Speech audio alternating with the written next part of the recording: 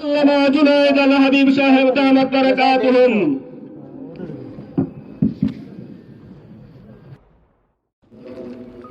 أوتيت علوم الأولين والآخرين أو كما قال عليه الصلاة والسلام। जनाब सदर मुहतरम मुअज़्ज़ज़ हज़रत उलमाए किराम, সমবেত বেরাদরান ইসলাম, দীর্ঘ সময় বাংলাদেশের এবং বহির্বিশ্বের স্বনামধন্য বর্তমান সময়ের সময় উপযোগী আলোচক, বিশিষ্ট আলেমে দ্বীন, বুজুর্গানে দ্বীন, উলামায়ে কেরামের জবান থেকে কোরআন এবং হাদিসের আলোকে আপনাদের ভবিষ্যৎ জিন্দেগীর করণীয় সম্পর্কে বিস্তারিত আলোচনা শুনেছেন। আপনাদের এই এলাকার কৃতি সন্তান হযরত মাওলানা হাফেজ তাজউদ্দিন আমেরিকার মিশিগান শহরে দারুল উলুম মিশিগান মাদ্রাসার মুহতামিম। বেশ কয়েক বছর যাবৎ আমাকে এই মাদ্রাসার প্রোগ্রামের জন্য বারবার পিরাপিরি করে। গত বছর আমেরিকায় যাওয়ার পরে ওখানে বসে আমাকে খুব শক্তভাবে ধরলেন যে হুজুর একটা ডেট দিতে হবে। মাওলানা তাজউদ্দিন সাহেব আমার কাছ থেকে আজকের এই ডেট নিয়েছিলেন। আমি আপনাদের এখানে হাজির হতে পেরেছি, এই জন্য আমি আল্লাহ পাকের দরবারে শুকরিয়া আদায় করি। ওয়াজ যতটুকু শোনা দরকার ছিল আপনারা শুনে ফেলেছেন।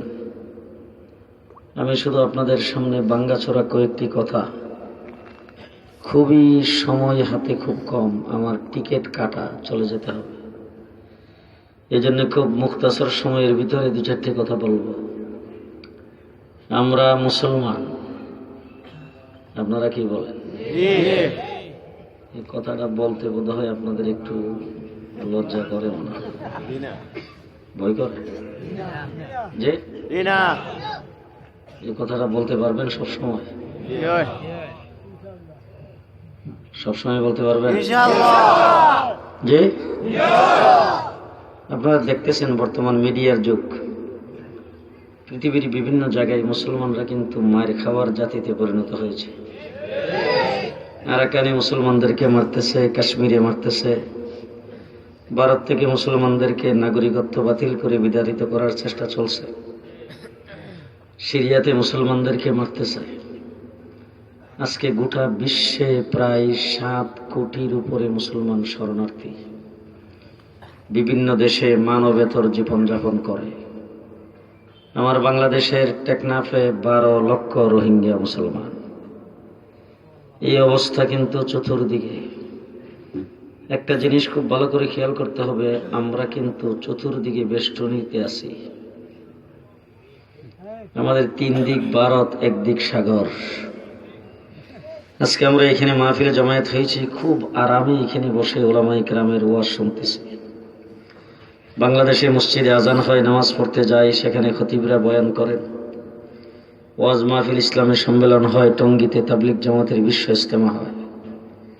কিন্তু আল্লাহ না করুক যদি কোনো বিজাতি বাংলাদেশের ক্ষমতা দখল করে এবং দেশটা যদি কোনো বিজাতিদের হাতে চলে যায়, অথবা বহির্বিশ্বের হোক বা ভিতর থেকে হোক কোনো শক্তি আমাদের উপরে যদি চড়াও হয়, আর আমাদের বুক বরাবর রাইফেলার বন্দুকের গুলি তাক করে যদি বলে ইসলাম ছাড়তে হবে, ওই মুহূর্তে কি বুক টান করে বলতে পারবেন যে আমি একজন মুসলমান?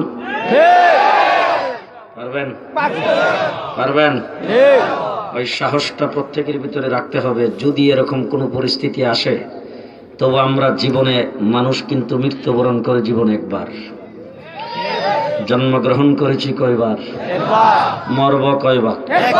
জি, শ্রীগালের সময় 100 বৎসর বেঁচে থাকার থেকে সিংহের মতো 1 মুহূর্ত বেঁচে থাকা উত্তম।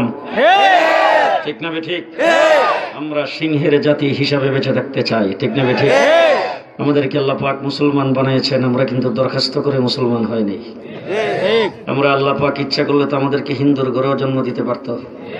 হিন্দুর ঘরে আল্লাহ পাক জন্ম দেয়নি, মুসলমানের ঘরে জন্ম দিয়েছেন, ঠিক না ঠিক?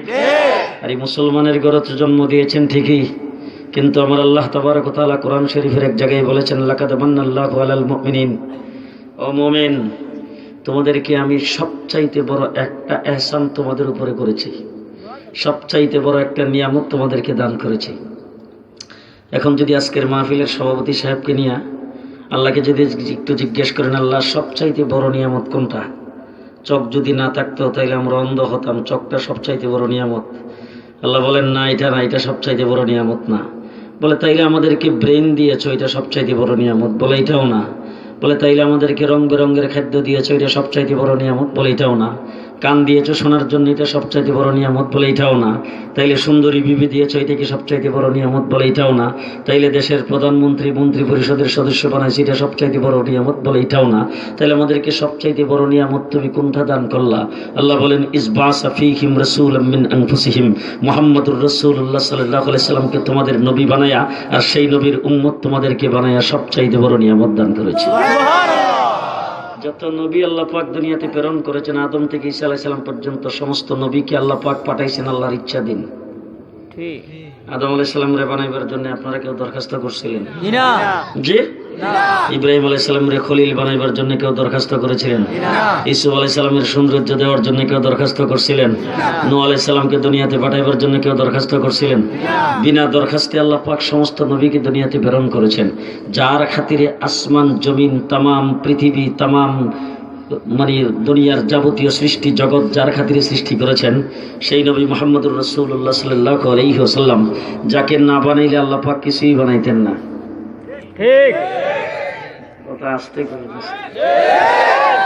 আপনাদের এই কানাইঘাট কিন্তু হয়তো না যদি আমার নবী পৃথিবীতে না আইতো। জি। কর্ণফুলী আপনাদের এই যে মানে সুরমা নদীর উপরে ব্রিজ হইতো না যদি আমার নবী পৃথিবীতে না আইতো। সিলেট বিভাগ হইতো না যদি আমার নবী পৃথিবীতে না আইতো। ৭১ বাংলাদেশ স্বাধীন হতো না যদি আমার নবী পৃথিবীতে না আইতো। কথা ঠিক না বেঠিক? হযরত আদম আলাইহিস সালাতু ওয়াস সালামকে আল্লাহ পাক বানাইছেন, বানায় নিয়ে আরশের নিচে রাখছেন, ৪০ দিন পরে জান্নাতে আনছেন। হযরত আদম আলাইহিস সালাম জান্নাতের ভিতরে বসবাস করে।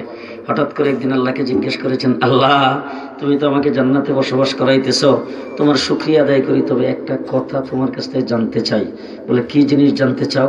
বলে আল্লাহ তোমাকে তো চিনতে পারছি, তুমি রহমান, তুমি রাহিম, তুমি রব্বুল আলামিন, তুমি আমাকে সৃষ্টি করেছো, আসমান জমিন চন্দ্র সূর্য তামাম পৃথিবী তামাম সবকিছু তুমি তৈরি করেছো, কিন্তু তোমার সাথে একটা নাম দেখতেছি, ওই নামটার তো পরিচয় পাইলাম না, চিনলাম না।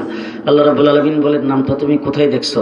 বলে কেন, আমাকে যখন আরশের নিচে রাখা হয়েছে আমি আরশের দিকে তাকিয়ে দেখি আরশের মধ্যে বড় অক্ষরে লেখা লা ইলাহা ইল্লাল্লাহ, সাথে দেখি লেখা মুহাম্মাদুর রাসূলুল্লাহ। আমাকে জান্নাত আরশের নিচ থেকে ফেরেশতারা আনতে গেছে, প্রত্যেকটা ফেরেশতার কপালের মধ্যে দেখি লেখা লা ইলাহা ইল্লাল্লাহ মুহাম্মাদ। আর যতগুলি ফুল প্রত্যেকটা ফুলের পাপড়িতে লেখা লা ইলাহা ইল্লাল্লাহ মুহাম্মাদুর রাসূলুল্লাহ। এরপর জান্নাতের ভিতরে অগণিত জিনিসপত্র আমাকে ব্যবহার করতে দেওয়া হয়েছে, প্রত্যেকটা জিনিসের গায়ে লেখা আছে লা ইলাহা ইল্লাল্লাহ মুহাম্মাদুর রাসূলুল্লাহ। এরপরে আমাকে জান্নাতের ভিতরে রং বেরঙের খাবার দেওয়া হয়, প্রত্যেকটা খাবারের লেবেলে লেখা লা ইলাহা ইল্লাল্লাহ মুহাম্মাদুর রাসূলুল্লাহ। সুবহানাল্লাহ। এত জোরে কইলে বাইরে থেকে মানুষ শুনবে, আস্তে কইলে। হযরত আদম আলাইহিস সালাতু ওয়াস সালামকে আল্লাহ রাব্বুল আলামিন ডাক দিয়ে বলেন, আল্লাহ বলেন তুমি চিনো নাই? বলে না, চিনি না। আল্লাহ রাব্বুল আলামিন বলেন, লাউলা কালামা খালাকতুকা ইয়া আদম, আদম তুমি ভালো করে জেনে রাখো, তাকে যদি না বানাইতাম তোমারও বানাইতাম না, তাকে যদি না বানাইতাম তোমারও বানাইতাম না। শুনলেন না নবীরে? মা আমেনার ঘরে জন্মগ্রহণ করেছে রাসূল সাল্লাল্লাহু আলাইহি সাল্লাম। মা আমেনা হুজুরের চেহারার দিকে তাকায় আছে, তাকায় কিছুক্ষণ পরে বলে যে জীবনে কত মানুষের চেহারা দেখলাম আর কত বাচ্চা কুলে নিলাম, কিন্তু এত সুন্দর চেহারার মানুষ আমার চোখে আমি কোনোদিন দেখিনি। কিছুক্ষণ পরে আসছে হালিমাতুস সাদিয়া হুজুরকে নেওয়ার জন্য। হালিমাতুস সাদিয়া সে কুলে নিয়ে আমেনারে ডাক দিয়ে কয়, আমেনা আপনি দেখলে কদ্দূর দেখছেন? আপনি তো মক্কা নগরীর গৃহিণী, এই জায়গার ভিতরে তাই সীমিত সংখ্যক মানুষকে দেখছেন, আমার কাছ থেকে জেনে নেন আবার এলাকার লোকজন, আমার মহল্লার লোকজন, আমার গ্রামের লোকজন, আমার পাড়া প্রতিবেশীর লোকজন বাচ্চা লালন পালন করাই হইল তাদের কাজ। এরপর আপনাদের মক্কা হইল রাজধানী। এই মক্কার বড় বড় ধনী মানুষের বাচ্চা, বড় বড় মন্ত্রী মিনিস্টারদের বাচ্চা আমরাই কিন্তু লালন পালন করি। আমি আমার চোখে হাজার হাজার বাচ্চার চেহারা দেখেছি, হাজার হাজার বাচ্চার সঙ্গে আমি আমার চেহারা দেখার সৌভাগ্য আমার হয়েছে, হাজার হাজার বাচ্চার মা বাবার চেহারা দেখেছি এবং অনেক বাচ্চাকে আমি নিজে লালন পালন করেছি। আপনাদের এই কুরাইশ এবং এই হাশমি বংশের বংশের কত বাচ্চা লালন পালন করলাম। আমি হালিমা বলতেছি এত সুন্দর চেহারার মানুষ আমার চোখে কোনোদিন দেখিনি। এরপরে আসছেন রাসূলের দাদা আব্দুল মুত্তালিব, আয়েশা নাতিকে কোলে দিছে, কোলে নিয়ে চেহারার দিকে তাকিয়ে থেকে আমেনা তুমি দেখলে কদ্দুর দেখছো, ও হালিমা তুমি দেখলে কদ্দুর দেখছো, তুমি তো থাকো মাত্র তায়েফে আর তুমি থাকো মক্কায়, তুমি দেখলে বেশি দূর দেখো নাই। আমার কাছ থেকে শোনো, আমি সিরিয়াতে যাই, আমি ইরাকে যাই, আমি শামে যাই, পৃথিবীর বিভিন্ন দেশে ব্যবসা বাণিজ্যের জন্য যাই, লক্ষ লক্ষ মানুষের চেহারা আমি দেখেছি। এরপর আমি তো বাইতুল্লাহ শরীফের মুতাওয়াল্লি, এইখানে হাজার হাজার মানুষ জিয়ারত করার জন্য, তওয়াফ করার জন্য আসে, তাদেরকে দেখি, তাদের বাচ্চাদেরকে দেখি। এরপরে বাইতুল্লাহর মুতাওয়াল্লি হওয়ার কারণে যার ফুক নেওয়ার জন্য তো আমার কাছেই আসে, আমার স্কুলে কত বাচ্চাদেরকে আইনা ফু দেওয়ার জন্য দেয়, আমি তাদের চেহারা দেখছি। লক্ষ লক্ষ মানুষের চেহারা দেখার পরে আমি বলতেছি এত সুন্দর চেহারার মানুষ আমি আব্দুল মুত্তালিব কোনোদিন দেখি। এরপরটাও শুনবেন। এরপর আসছে জিবরাইল। জিবরাইল এসে আব্দুল মুত্তালিব আপনি কদ্দুর দেখছেন? আমি আদম আলাইহিস সালাম থেকে শুরু করে আজ পর্যন্ত যত মানুষ পৃথিবীতে আগমন করেছে প্রত্যেকটা মানুষের চেহারা দেখেছি। আল্লাহ পাকের সৃষ্টি জগৎ পুরোটা ঘুরতে আমার মুহূর্ত সময় লাগে। আমি উত্তর থেকে দক্ষিণ, পূর্ব থেকে পশ্চিম গোটা জগৎটা মুহূর্তের ভিতরে চক্কর দেই। শুধু তাই না, আদম আলাইহিস সালাম থেকে ঈসা আলাইহিস সালাম পর্যন্ত সমস্ত নবীদেরকে আল্লাহ তাবারক ওয়া তাআলা যুগে যুগে সুন্দর বানায় পাঠাইছে, তাদের চেহারা দেখেছি। আমি হযরতে আদম আলাইহিস সালাতু ওয়াস সালাম থেকে ঈসা পর্যন্ত সমস্ত নবীর সঙ্গে কথা বলছি, ওহী তাদের কাছে প্রেরণ করেছি। শুধু তাই না, হযরত আদম আলাইহিস সালামকে জান্নাতের ভিতরে দেখছি, হযরত নূহ আলাইহিস সালামকে কিস্তিতে দেখছি, হযরত ইব্রাহিমকে নমরুদের আগুনে দেখছি, হযরত ইউনূসকে মাছের পেটে দেখছি, হযরত সুলাইমানকে সিংহাসনে দেখেছি, হযরত মূসা আলাইহিস সালামকে কুহে তুরে আল্লাহর সঙ্গে কথা বলতে দেখেছি, হযরত ঈসা আলাইহিস সালামকে মায়ের কোলে কথা বলতে দেখেছি, ইউসুফ আলাইহিস সালাতু ওয়াস সালামকে আমি কুয়ার ভিতরে হাত দিয়ে ধরে রেখেছিলাম। আমি জিবরাইল বলতেছি আমার চোখে এত সুন্দর চেহারার মানুষ কোনোদিন দেখিনি। সুবহানাল্লাহ। এরপর একটা শুনেন, আল্লাহ রাব্বুল আলামিন ডাক দিয়া কয় জিবরাইল তুই দেখবে করতে।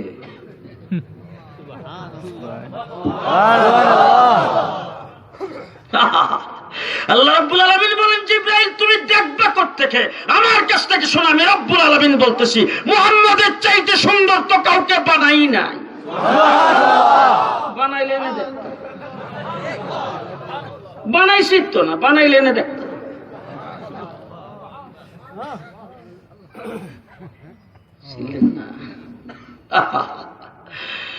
রবিউল মাসে গেলে জিলাপি খায়,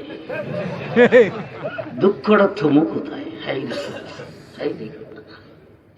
মা মেনা বাচ্চাটাকে কোলে নিয়ে চোখের পানি ছাড়তেছে আর বলতে চাই রে এত সুন্দর বাচ্চা আমার ঘরে জন্মগ্রহণ করছিল, আজকে তার বাবা যদি জিন্দা থাকতো দেখে কত খুশি হইতো।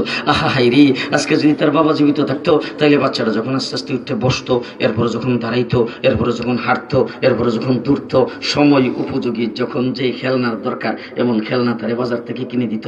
আর এই খেলনাগুলি দিয়েছে কত সুন্দর করে খেলতো, আমিও দেখতাম, তার বাবাও দেখতো, আমাদের কাছে কত আনন্দ লাগতো।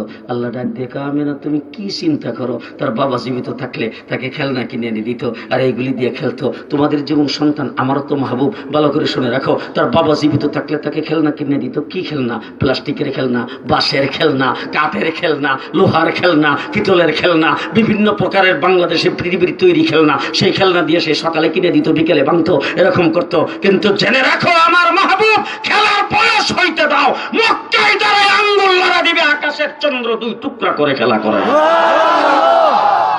খেলা করবে প্লাস্টিকের খেলনা দিয়া, কাঠের খেলনা দিয়া, আমি আকাশের চন্দ্র দুই টুকরা করে দিব আঙ্গুল লড়া দিয়ে। সুবহানাল্লাহ।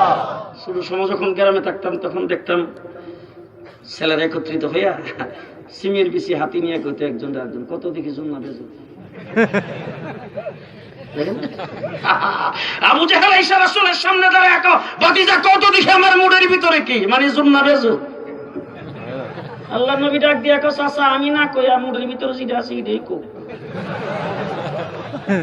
আঙ্গুল লাড়া দিছে, মুডের ভিতরের পাথরের জবান খুলে গেছে।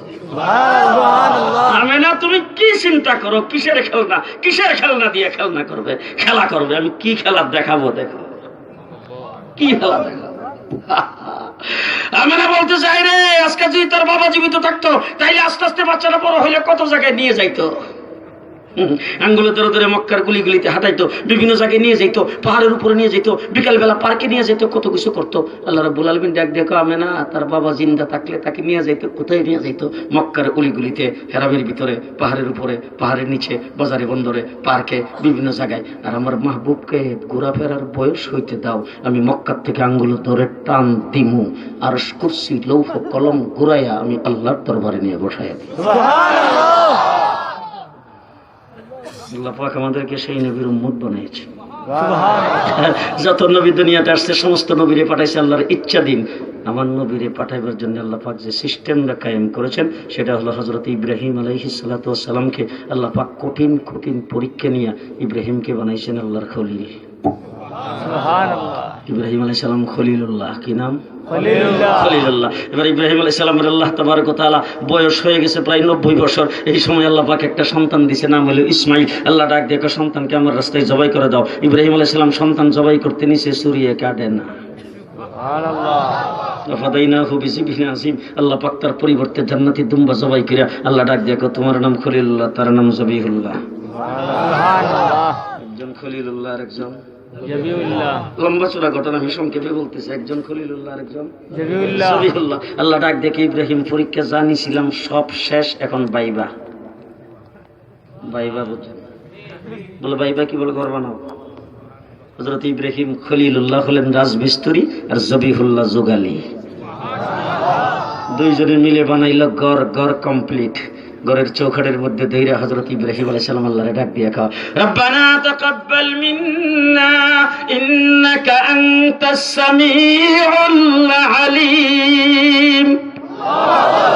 আল্লাহ ঘরটা তো বানাইলাম, ঘরটা তুমি কবুল আর মঞ্জুর করো। আল্লাহ ডাক দিয়ে খালি কবুল করে শেষ করলাম না, তোমার নাম খলিলুল্লাহ, সালের নাম জবিহুল্লাহ, দুইজনে মিলে ঘর বানাইছো, ঘরের নাম বাইতুল্লাহ। সুবহানাল্লাহ। এবার ইব্রাহিম আলাইহিস সালাম আল্লাহ ডাক দিয়ে ইব্রাহিম যত পরীক্ষা নেওয়া দরকার ছিল বাইবা সহ শেষ। এখন বীরদল মাদ্রাসায় পরীক্ষায় যারা পাস করবে তাদেরকে পুরস্কার দেবে। দেয়নি পুরস্কার? শাহবাগ মাদ্রাসায় পুরস্কার দেয়নি? আল্লাহ ফার্স্ট যারা করবে তাদেরকে পুরস্কার দিবে, যে তুমি যেহেতু গোল্ডেন প্লাস পায় ফার্স্ট করছো, তোমারও দিব পুরস্কার। সুবহানাল্লাহ। পুরস্কার দুই প্রকার। কয় প্রকার? দুই প্রকার। এক প্রকার পুরস্কার হলো মাদ্রাসার মুহতামিম সাহেব হুজুর শিক্ষকদের সঙ্গে পরামর্শ করে বাজার থেকে কিনে না প্যাকেট করছে, স্টেজের মধ্যে ডাক দিয়া সভাপতির হাতে হাতে দিয়ে দিছে। ঠিক। যে পুরস্কার পাইব হেরে জিগাইছে না হের বাপ হেরে জিগাইছে? না, হেরও জিগাই না, হের বাপ হেরও জিগাই না। ঠিক না? ঠিক। এই পুরস্কার পাইয়া সে খুশি না বেজার?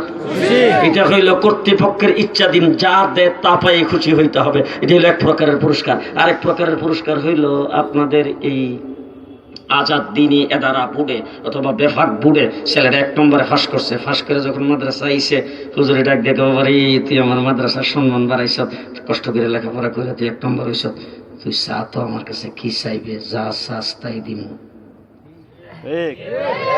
এরকম আপনাদের দেশে বলেনি? ছেলেটা পরীক্ষা দিয়ে ফাঁস করে যখন বাড়িতে গেছে মাদ্রাসা থেকে পুরস্কার পাইয়া বাবাইয়া জোরে ধরে বাবারে বাজান তোর আমি পুরস্কার দিব, চা তো আমার কাছে কি চাইবে।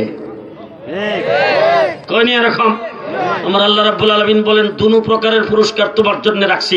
1 নম্বর পুরস্কার ইন্নী জাইলুকা লিন-নাসি ইমামা, तमाम পৃথিবীর মানব মণ্ডলীর জন্য তোমাকে লিডার বানায়া দিলাম। 2 নম্বর মিল্লাত আবিকুম ইব্রাহিম, মুসলিম জাতির জন্য তোমাকে জাতির পিতা বানায়া দিলাম। এটা হলো প্রাথমিক পুরস্কার, তোমাকে দিয়ে দিলাম। আরেকটা পুরস্কার আমি তোমাকে দেব, ইব্রাহিম কি চাইবা আমার কাছে যাও, চাও, যা চাও তাই দিব। হযরত ইব্রাহিম আলাইহিস সালাম বাইতুল্লাহর চৌকাঠে ধরে দাঁড়াইছে। দাঁড়ায় আল্লাহর ডাক দেখো, আল্লাহ তুমি কিন্তু কইছো চাওয়ার কথা, তুমি কইছো চাওয়ার কথা, তুমি আহকামুল হাকিমিন, তোমার কাছে কোনো কিছুর অভাব নাই। তবে জেনে রাখো, আমি দুনিয়ার কোনো অট্টালিকা চাই না, বাদশাহী চাই না, মন্ত্রিত্ব চাই না, প্রেসিডেন্ট হতে চাই না, লিডার হতে চাই না, দুনিয়ার কোনো সম্পদ চাই না। একটা জিনিস মসজিদের একটাই তোমার কাছে আছে, দ্বিতীয় কোনো নাম্বারই নেই। হযরত ইব্রাহিম আলাইহিস সালাম বাইতুর চৌখাটে ধরে আল্লাহ পাককে ডাক দিয়ে বলেন, রব্বানা তাকাব্বাল, রব্বানা ওয়া বা'স ফীহিম রাসূলাম মিনহুম। আল্লাহ গর্ত বানাইছে तमाम পৃথিবীর কিবলা ও কাবা, গর্ত বানাইছে तमाम পৃথিবীর মারকাজ, গর্ত বানাইছে तमाम পৃথিবীর ইউনিভার্সিটি, যার নাম রাখছো তুমি বাইতুল্লাহ। এই ঘরের জন্য যে মুতাওয়াল্লি হবে, এই ঘরের যিনি রক্ষণাবেক্ষণ করবে, ঘরের জন্য যিনি শিক্ষক হিসেবে আগমন করবে, তোমার হাবিবকে চাই। সুবহানাল্লাহ। মুফাসসিরিনগণ তাফসীরের কিতাবে লেখছে, ইব্রাহিম আলাইহিস সালামের সাহস তো কম না। এত বড় সাহস ইব্রাহিম কেমনে করলো? আল্লাহর হাবিবকে চায় ফেলানো, কি কম সাহসের কথা? কথা কয় না, ঠিক না বেটি? কম সাহসের কথা। ইব্রাহিম আলাইহিস সালাম বাইতুল্লাহর চৌখাটে ধরে একটা ভূমিকা দিছে, ভূমিকার ভিতরে আল্লাহর বলছে, আল্লাহ এতদিন পর্যন্ত তুমি চাইছো আর আমি দিছি। বুঝেন না? এতদিন তুমি চাইছো আমি দিছি, আর তুমি যে চাইছো আমার যত প্রিয় জিনিস তুমি চাইছো, চাইতে দেরি দিতে দেরি নেই। আমার মাল আমার কাছে প্রিয়, তুমি চাইছো, মেহমানদারি করে বিতরণ করে দিয়েছি। আমার সম্পদ আমার কাছে প্রিয়, তুমি চাইছো, আমি মেহমানদারি করে বিতরণ করে দিয়েছি। আমার বিবি বাচ্চা আমার কাছে প্রিয়, তুমি চাইছো। গায়রি জি জানেন, যেখানে কোনো দানা পানি নেই সেখানে নিয়ে রেখে আসছি। ও আল্লাহ, আমার জান আমার কাছে প্রিয়, তুমি চাইছো। নমরুদের আগুনে চাপ দিয়ে পড়ছি। সর্বশেষ আমার সন্তান আমার কাছে প্রিয়, তুমি চাইছো। জবাই করার জন্য শরীর নিচে রেখে দিয়েছি। সুতরাং আমার প্রিয় তোমার জন্য, তোমার প্রিয় আমার জন্য। রব্বানা ওয়া বা'স ফীহিম রাসূলা, আমার প্রিয় তোমার জন্য, তোমার প্রিয় আমার জন্য। আমার সব প্রিয় জিনিস তোমাকে দিয়ে দিয়েছি, তোমার প্রিয়টা আমার দাও। সুবহানাল্লাহ। আল্লাহ বলেন, ইব্রাহিম দোয়া মঞ্জুর। সুবহানাল্লাহ। মুফাসসিরিনগণ একটা নকতা লিখছিল, কইলে রাগ করবেন না, বলবো। সমস্ত নবীকে আল্লাহ পাক নিজের ইচ্ছা দিন পাঠাইলো। নবী মুহাম্মদুর রাসূলের জন্য আল্লাহ তাবারক ওয়া তাআলা তার উসিলে तमाम কায়নাতকে সৃষ্টি করলো, কিন্তু উনাকে পাঠাইবার জন্য আল্লাহ এই সিস্টেম কায়েম করলো কেন? মুহাদ্দিসিনগণ মুফাসসিরিনগণ লিখছেন, আল্লাহ পাক বুঝাইতে চাচ্ছেন, ও কানাইঘাটের মানুষ, ও কানাইঘাটের মানুষ, ও কানাইঘাটের মানুষ, ও সিলেটের মানুষ, তোমরা ভালো করে বুঝে রাখো, আমার হাবিবকে তোমরা চিনে রাখো। আমার হাবিবকে চাওয়ার জন্য বাইতুল্লাহ শরীফের ঘর বানাইতে হয়েছে, তারপরে ছেলেকে কুরবানি দিতে হয়েছে, নিজে আগুনের রিমান্ডে যাইতে হয়েছে, এরপরে খলিল হইতে হয়েছে, তারপরে বাইতুল্লাহর চৌখাটে ধরে আল্লাহ পাকের দরবারে চাইছে। আমি তোমাদেরকে বুঝাইতে চাচ্ছি, আমার হাবিবকে এত সস্তায় পাওয়া যাবে না যে কানাইঘাটে বৈশা জিলাফির ব্যবস্থা কইরা রবিউল আব্বাল মাসে ইয়া নবী সালাম আলাইকে করে টান দিবা, আর আমার হাবিব মদিনার থেকে উঠে তোমার জিলাফি খাওয়ার জন্য চলে আসবে। এত সস্তায় আমার হাবিবকে পাওয়া যাবে না। আল্লাহ পাক এটা বুঝাইবার জন্য হযরত ইব্রাহিম আলাইহিস সালামকে দিয়ে চাওয়াইয়া পাঠাইছে। কথা বুঝেন নাই বোধ হয়। আল্লাহ রাব্বুল আলামিন ডাক দিয়া কই, ইব্রাহিম দোয়া মঞ্জুর। তোমার নাম খলিলুল্লাহ, ছেলের নাম জবিহুল্লাহ, ঘরের নাম বাইতুল্লাহ, প্রিন্সিপালের নাম হাবিবুল্লাহ। এবার আল্লাহ জিগে, ইব্রাহিম চাওয়া শেষ। ইব্রাহিম আলাইহিস সালাম মাত্র শুরু করলো, আর কি বাকি আছে? বলে আশ্চর্য কাণ্ড, ইউনিভার্সিটি পাইছি, প্রিন্সিপালও পাইছি, এখন সিলেবাস। এখন কি? এইবার শেষ কথাটা ভালো করে শুনেন। বিদ্যাল মাদ্রাসা সহ গোটা বাংলাদেশের নুরানি মাকতাব থেকে নিয়ে হাটহাজারীর জামিয়া পর্যন্ত দেওবন্দি নেসাবের সকল মাদ্রাসার সিলেবাস ইব্রাহিম আলাইহিস সালাতু ওয়াস সালাম বাইতুল্লাহ শরীফ তৈরির পরে বাইতুল্লাহর চৌখাটে ধরে আল্লাহর অনুমতি নিয়ে আল্লাহর কাছে চেয়েছেন। আল্লাহ পাক আরশ থেকে মঞ্জুরি দান করেছেন। সুবহানাল্লাহ। এই মাদ্রাসার সিলেবাস বাংলা একাডেমি তৈরি করে নাই, এই মাদ্রাসার সিলেবাস বিশ্ববিদ্যালয় বোর্ডে তৈরি করে নাই, এই মাদ্রাসার সিলেবাস আল্লামা আহমদ শফী তৈরি করে নাই, এই মাদ্রাসার সিলেবাস শাইখে বিরামপুরী তৈরি করে নাই, এই মাদ্রাসার সিলেবাস ইব্রাহিম আলাইহিস সালামের প্রস্তাব আর আল্লাহ পাকের মঞ্জুরি। প্রস্তাবটা শোনেন, ইয়াতলু আলাইহিম আয়াতিক। এক নম্বর গণ্যেন ওয়ায়ুআল্লিমুহুমুল কিতাব ওয়াল হিকমাহ ওয়া ইউযাক্কিহিম। কয়টা? হযরত ইব্রাহিম আলাইহিস সালাম বাইতুল্লাহ তৈরির পরে এই 4টা সিলেবাসের প্রস্তাব করেছেন আল্লাহর দরবারে। সুবহানাল্লাহ। আল্লাহ ডাক দিয়ে কে ইব্রাহিম, এরপরে লাস্টে বলছেন ইন্নাকা আনতাল আজিজুল হাকীম। হিকমতওয়ালা কে? আল্লাহ। আল্লাহ আপনি হিকমতওয়ালা। আমার এই 4টা সিলেবাসের প্রস্তাব করলাম, এর মধ্যে যদি কোনো তারমিম, এজাফা, রদবদল, পরিবর্তন যদি করা লাগে তাইলে কইরেই মঞ্জুরি দিয়েন। আল্লাহ ডাক দিয়ে কোনটার কোনো পরিবর্তন নাই, চাইরোটা মঞ্জুর। তবে ইব্রাহিম তুমি যে চাইছো সিরিয়ালটা একটু পাঠাইলাম। কি পাঠাইলাম? সিরিয়াল। এবার শুনেন সিরিয়ালটা কি। আল্লাহ পাকের মঞ্জুরি একটা ইব্রাহিম আলাইহিস সালামের চাওয়ার আল্লাহ, এবার আল্লাহর মঞ্জুরিটা শুনেন। আল্লাহ রাব্বুল আলামিন বলেন ওয়াল্লাযী বা'সা ফিল উম্মিয়িনা রাসূলাম মিনহুম ইয়াতলু আলাইহিম আয়াতিহি ওয়া ইউযাক্কিহিম। হযরত ইব্রাহিম আলাইহিস সালাম যাক্কিহিম বলছে 4 নম্বরে, আর আল্লাহ বলেন জি 2 নম্বরে। আল্লাহ পাক বলেন ইব্রাহিম সিরিয়ালটা পাল্টাইলাম। কি কারণ? বলে যাক্কিহিম হইল আত্মশুদ্ধি, বর্তন পরিষ্কার। নূরানি মক্তবে ভর্তি হইয়া নাজারা পড়ার সময় সকল সুন্নতের উপর আমল কইরা বর্তন পরিষ্কার হওয়ার পরে কানাইঘাট মাদ্রাসা, শাহবাগ মাদ্রাসার জামিয়াতে ভর্তি হইয়া দাওরায়ে হাদিস ফাঁস করে যখন বের হবে তখন সেইকে ব্যায়ামপুরি হবে। আর যদি আত্মশুদ্ধি না থাকে, প্রথমে তুমি 4 নম্বরে বলছো, তাই এলেম যদি শিখতে চায় বর্তন পরিষ্কার হইতে হবে, পাক পবিত্র বর্তনের মধ্যে এলেম রাখতে হবে। যদি পাক পবিত্র বর্তন না হয় তাইলে সুপারিনটেন্ডেন্ট হওয়ার পরে আপনাদের কানাইঘাট জকিগঞ্জের কৃতি সন্তান বাইতুল মুকাররম জাতীয় মসজিদের খতিব হযরত মাওলানা ওবাইদুল হক রাহমাতুল্লাহি আলাইহি 3 নম্বর খতিব। 1 নম্বর মুফতি আমিমুল ইহসান রাহমাতুল্লাহি আলাইহি, 2 নম্বরে মুফতি মুঈজ সাহেব রাহমাতুল্লাহি আলাইহি, 3 নম্বরে ওবাইদুল হক সাহেব রাহমাতুল্লাহি আলাইহি। কওমি দেওবন্দি যাদের আগাগোড়া আত্মশুদ্ধি। 4 নম্বরে ইউনিভার্সিটির মাল সুপারিনটেন্ডেন্ট। আল্লাহ জাতীয় ঈদগাতে ঈদের নামাজ পড়াইতে যায় খারা জানাজার নামাজ পড়াইলিস।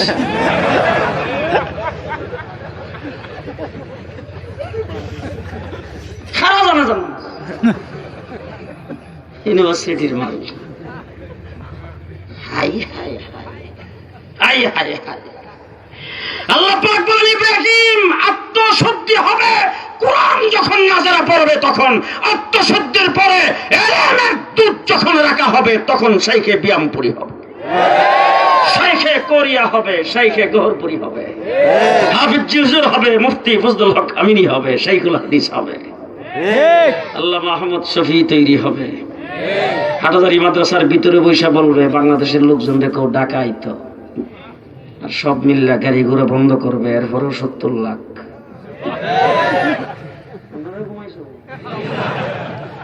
গাড়ি টাড়ি সব বন্ধ, তারপরেও 70 লাখ।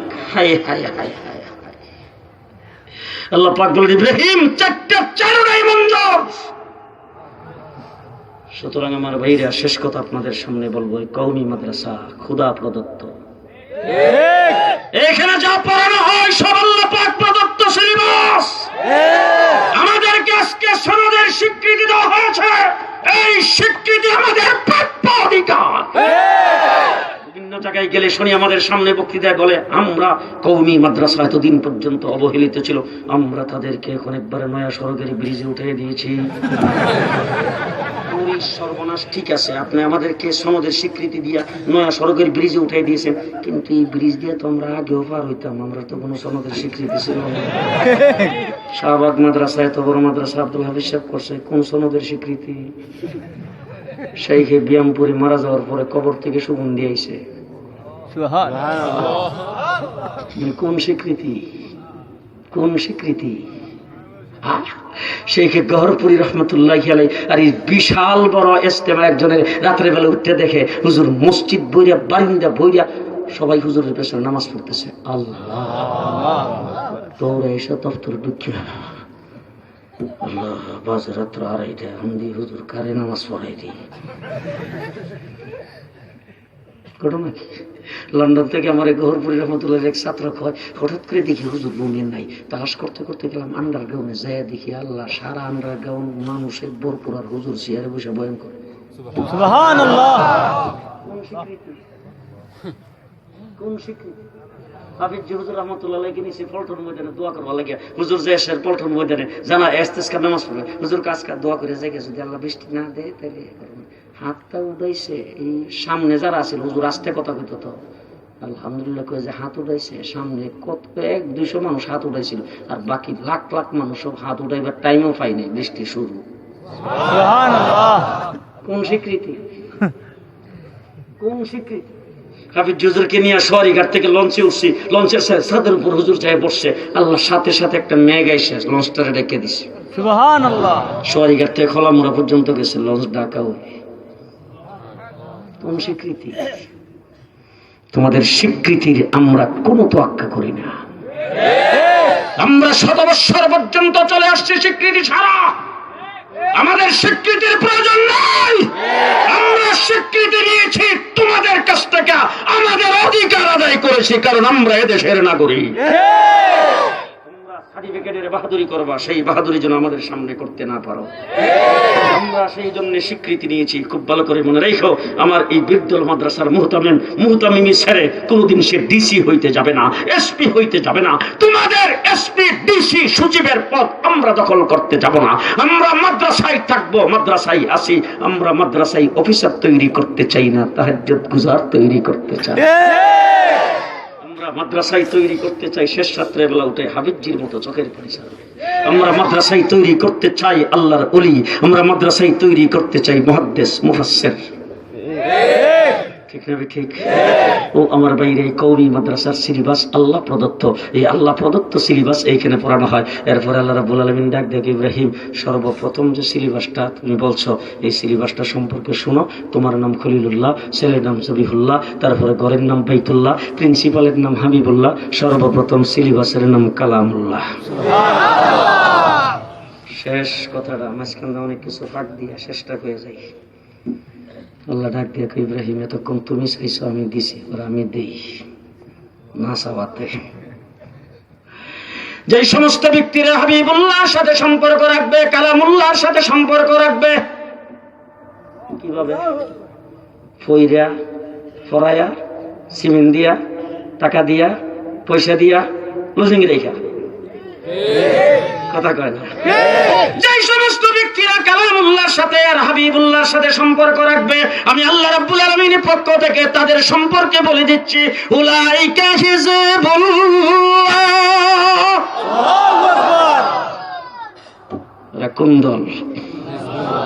আওয়ামী লীগ, বিএনপি, জাতীয় পার্টি? কোন দল? কোন দল? এখন যারা আওয়ামী লীগ বিএনপি এখানে বসে, এরা মনে করছে সব বনাশ হয়েছে রে, আমার সদস্য পদ গেল। কোন দল? উলাইকা হিজবুল্লাহ, আলা ইন্না হিজবুল্লাহি হুমুল গালিবুন, উলাইকা হুমুল মুফলিহুন, উলাইকা হুমুল ফাইজুন। কোন দল? আস্তে কর। কোন দল? আল্লাহর দল। এবার দেখছি বাংলাদেশে সরকারি দল হইলে ইমিগ্রেশনের লাইনে দাঁড়ানো লাগে না। আমরা বিদেশ যাই, যাওয়ার সময় দেখি বাবারি বাবা 4 ঘন্টা আগে যাওয়া লাগে। এরপরে মাল বুকিং গেলে যদি কোন রকম 1 কেজি বেশিও লাগেজ হলো মালটাল বুকিং দিয়ে ইমিগ্রেশনে গেলে হে বাবা, একবার আমি গেছি দেখি অনেকক্ষণ হুজুর দীক্ষা, এরপরে জিজ্ঞাসা হুজুর কোন দল করেন? আমি কোনো কোন দল করি না, আমি জমিয়তুল উলামা ইসলাম করি। আমি জমিয়তুল উলামা ইসলামের সহসভাপতি, কোন দল করি না। কোন দল বুঝেন তো? এরপরে বাবারে জিজ্ঞেস করা শুরু মানে লিস্টে কি দেখছে জানেন? এই যে এমনি একবার নিচে নিচের মধ্যে লিস্টই আছে যুদ্ধ অপরাধী কিনা, সন্ত্রাসী কিনা, বুঝেন নাই কারবার? এখানে কিন্তু কলেজা কাফে কোন রকম ইমিগ্রেশনটা পার হয়ে গেছেন। এরপরে বিমানে উড়াইতে উড়াইতে আরো 2 ঘন্টা। আর সরকারি দলের যদিও যাইয়া ভিআইপি লাউঞ্জের সামনে নামছে, নামার পরে এসে 2 জনে টান্দা দরজাটা খুলছে, খুললাম আসেন আসেন আসেন স্যার পাসপোর্টটা দিয়ে দেন, টিকিটটা, পাসপোর্ট টিকিট তো একজন চলে গেল। স্যার মালের লাগেজ কয়টা? বলে পেছনের গাড়িতে 32টা গণ্য নিস, একটার মধ্যে 27 কেজির থেকে বেশি। এটা ডাক দিয়ে স্যার এই আপনার জন্য 32টা, 35টা কোনো ব্যাপার না। আর মালের চেকিং নাই, হেজে ইমিগ্রেশনে লাইনে দাঁড়াইতে হয় নাই, কোনো প্রশ্নের জবাব দিতে হয় নাই, ডাইরেক্ট গ্রিন সিগন্যাল দিয়ে সাফ করে বিমানে যে উঠে গেছে। বাংলাদেশের সরকারি দলের যদি এরকম হয়, আল্লাহর দলের সদস্য আসরের ময়দানে উঠবেন ভিআইপি লাউঞ্জ, আরশের ছায়া। ভিআইপি লাউঞ্জে যেয়ে বসলে কতক্ষণ পরে সে সালাম দিয়ে জিজ্ঞাসা, আর গরম খাইবেন না ঠান্ডা? আর আরশের ছায়ার নিচে যেয়ে বসবেন, তখন যেয়ে জিজ্ঞেস করবে ফেরেশতারা, স্যার গরম না ঠান্ডা? আল্লাহ কবুল করুন, জোরে বলেন আমিন। সময় হাতে কম, আপনাদের কাছ থেকে বিদায় নিয়ে যাচ্ছি। সামনে যদি কোনোদিন সুযোগ হয় বিস্তারিত কথাবার্তা হবে। আল্লাহ তাবারক ওয়া তাআলা এই মাদ্রাসাকে কবুল করুন, মাদ্রাসার আসাতাজে কেরাম তোলাবায়ে ইলমকে কবুল করুন। আজকের এই মাহফিল আমাদের সকলের জন্য নাজাতের জরিয়া বানায় দিন। যতক্ষণ মাহফিল চলে আখিরি মোনাজাত করে আপনারা যাবেন। ওয়া আখিরু দাওয়ানা আলহামদুলিল্লাহি রাব্বিল আলামিন। আসসালামু আলাইকুম ওয়া রাহমাতুল্লাহি ওয়া বারাকাতুহু।